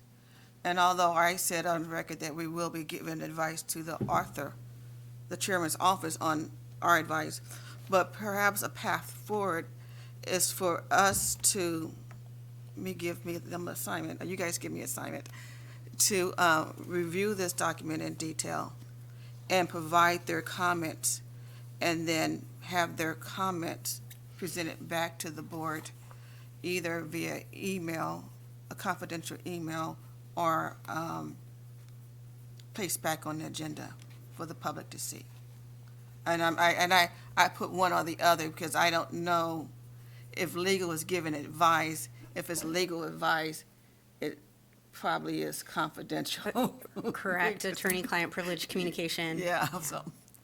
Vice Chair, I think, has a comment on that. Yes. Oh, and then you. I it's a think follow-up. my preference would be, rather than requesting that the executive director develop information in that way, that we see, that we simply continue the item and see what contribution legal does have to it. There may be no comments in many areas, but then there could be another area that's highlighted. So maybe a short memo from legal or something like that. And then we would have the time in between now and the December or the January meeting to ventilate it and to have the public be able to gain access to the proposal. And I wasn't totally sure why the latest iteration was stamped confidential. So, I think that we just need to have the time to open the process more. Yeah, I understand. Thank you, Vice Chair Lieber. The copy that we presented to you on the diocese, is it stamped confidential? It is? Yes, Oh. it is. Oh, oh. but what's in our binders not?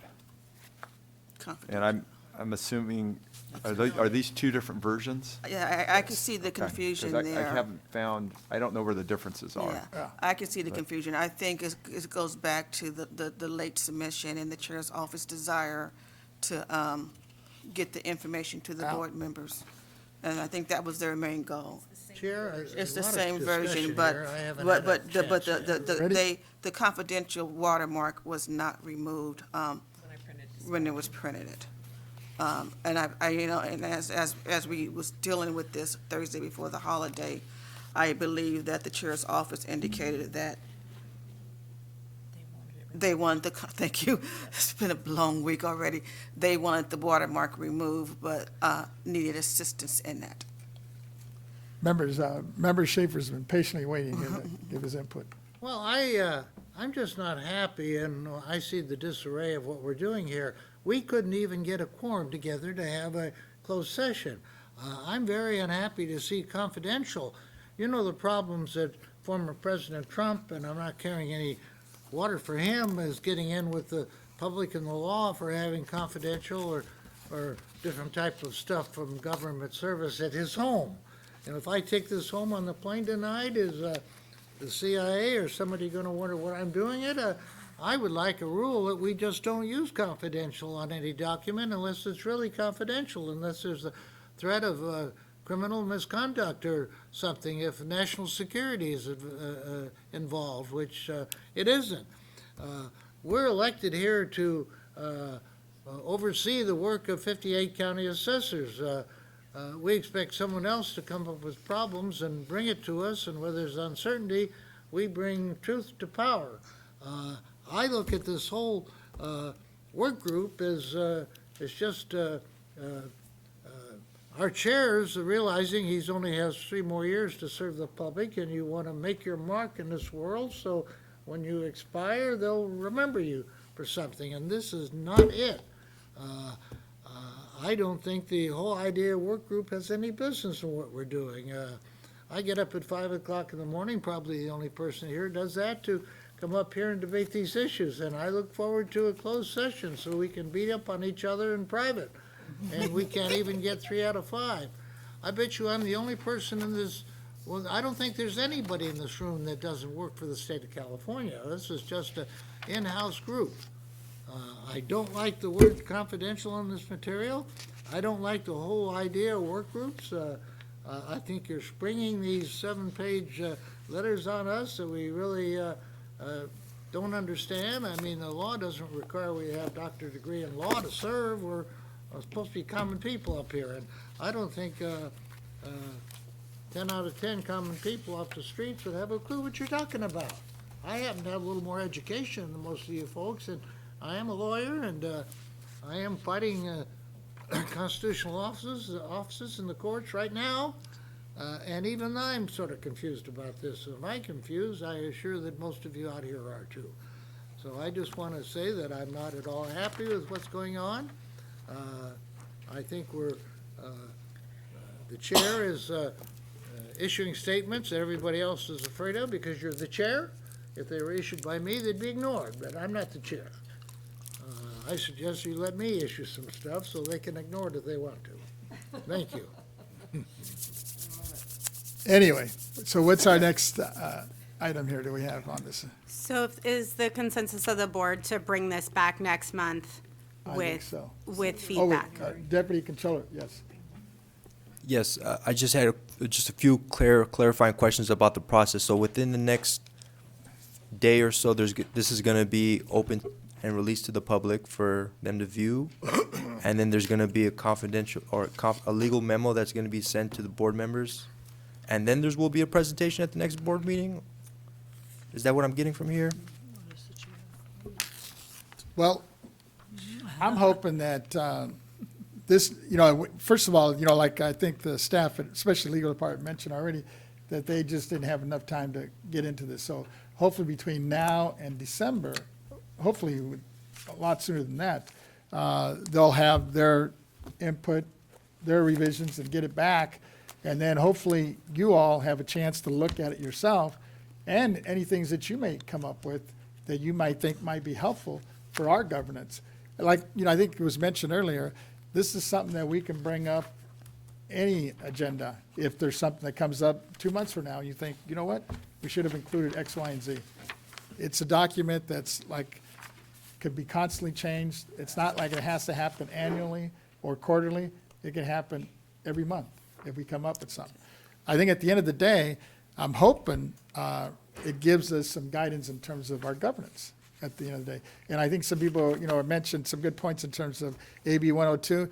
And personally, I think we need to push that as much as we can because I'm real frustrated with AB 102 because I have a lot of folks, especially in the business community, that are telling me that we should be doing more to help the taxpayer. And sometimes we feel like, or at least I feel like we're handcuffed because of it. So I'm hoping with our legal folks, we can come up with some language or some direction that would help us in our respective districts to hopefully provide a better service for our constituents. Yes, thank you for the clarification. Chairman, I'll be looking forward to December's meeting. Thank you. Vice Chair Lieber. I think the deputy controller just answered my question. I would be okay with December or January. I'd love to allow the chair's staff to take the time to make sure that the current confidential draft that came out at 6:30 on Thursday night is what they want to put forward, because I think there were some sentence fragments and things in there. So I want to make sure that they have the time to go through and make sure that that's the product that they want to put forward. So I don't know how the controller, if she feels like she wants to see it in December. I personally am okay with December or January. But I just want to make sure that there's time for the chair staff to kind of get it in the form that they want it. And then for the professional staff to legal to take a look at it and advise us on any questions that there's a mechanical issue with in terms of the law, and then have it come back to us and allow enough time for it to be publicly posted as well. So I'm okay with December or January. How does the rest of the board feel? No, We good? I would agree with those Okay. comments, and let's I'm seeing dig nods. into I it, and we think can. people are comfortable I with think it. I think that's a very agreeable timeline. It's just the one concern is like starting the new year to have the document fully vetted out, but we're all still going to be here in 2024 as well. So I think that's a workable timeline. Thank you, Vice Chair. I think that's a reasonable timeline, December, January. Vice Chair Lieber did raise a point that, again, because all due respect to the chairman and staff, they had a lot to do last week. So perhaps they didn't have the opportunity to do the quality review that they would normally do. So let's provide, with your permission, sir, let's hold on posting it and give the chairman's office an opportunity to make sure that this is the product, this is the final product. And then once we have their final product, again, with your permission, sir, we will go ahead and post it on the agenda, but we'll be posting it for the December meeting in 9 days. That's what I'm trying to, that's the key point here, that we have 9 working days before the That's right, next plan is because posted. we moved it because of holidays. yeah. Yes, so we have 9 working days, everybody. So we have a lot to do between now and then, so let's see if we could make sure we have the final product. And then, of course, board proceedings have to do their part to make sure it's ADA compliant. Okay. 9 working days. Through the chair. Yes. If I could, to the Member executive director, so can we have this analysis done within that 9 working day period? I'm nudging her over here, asking her, and she's Nodding her head.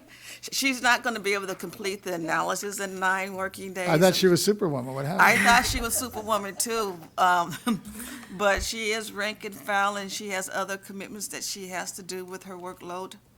But she will, and the rest of the legal team will review the document, and as soon as possible. So what can we expect? What would be a So realistic timeline? If I may, so I've heard multiple statements, and I want to be clear. Is the idea that the chairman's office is going to review their document to determine if there are any changes that they wish to make prior to submitting back to staff? Or, so that's my one question. The other question, it's not a question so much as a statement, my review will consist of what is legal, not making recommendations for proposed changes, as this is not our document, this is your document. So any changes that come before me, the review is simply that this is legal or this is not legal, or,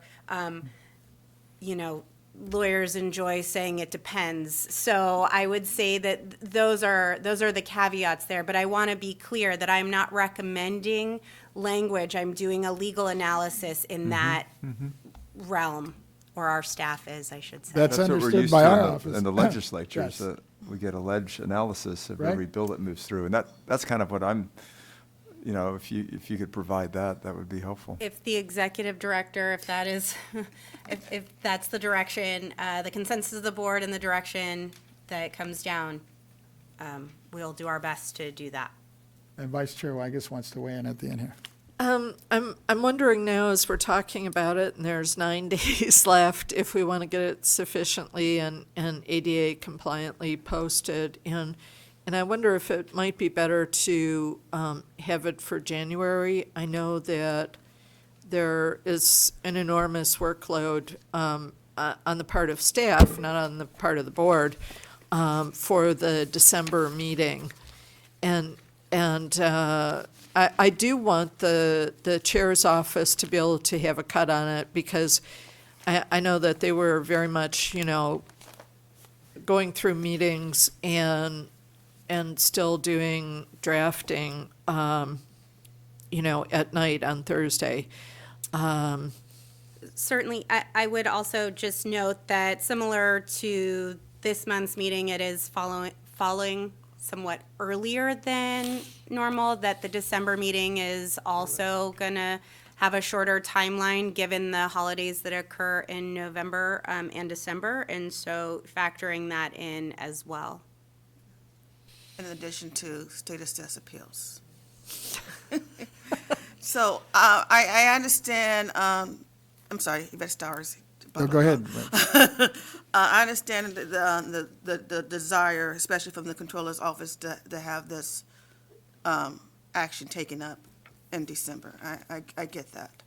But again, as the chairman has said, the board's governance is a living document that subject to change whenever the board so desire. So I'm just thinking and being realistic of what we're now looking at and the proposals that are being submitted. And I understand it may not be that easy to follow unless you have a copy of the actual governance document before you. And I do want my legal team to have an opportunity to look at it.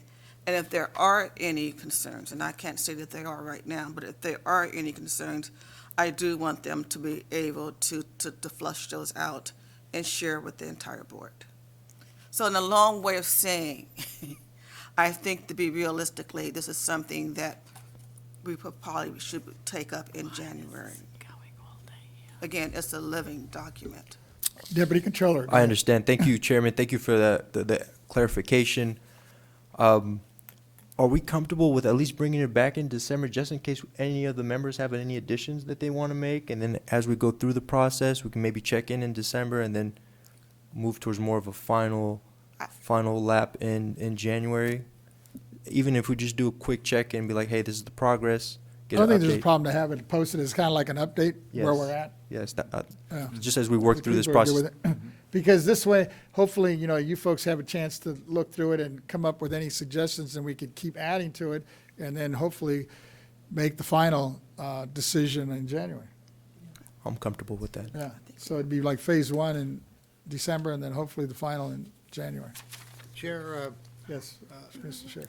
I don't really want to see confidential on anything. I want to know. I think we got that, we heard that earlier. I Heard think that we're good. earlier. Anything Yeah. I want to take home, I can share it with the neighbors, and the economy is not going to collapse.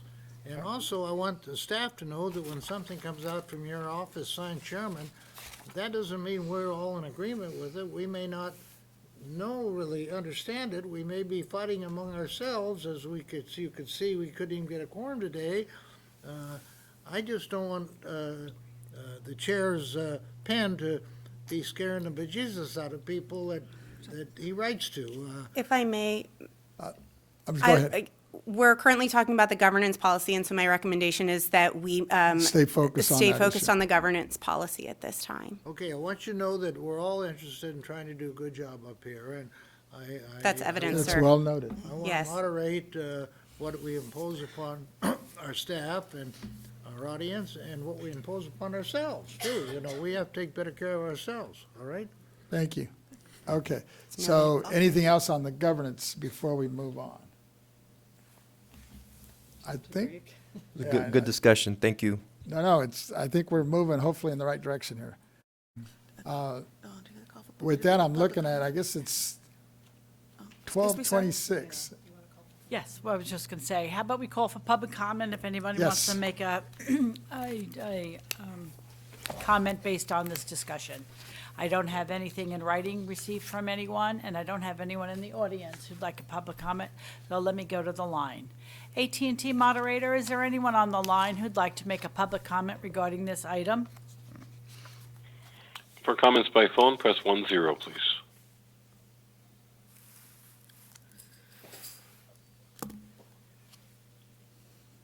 And no callers have queued up.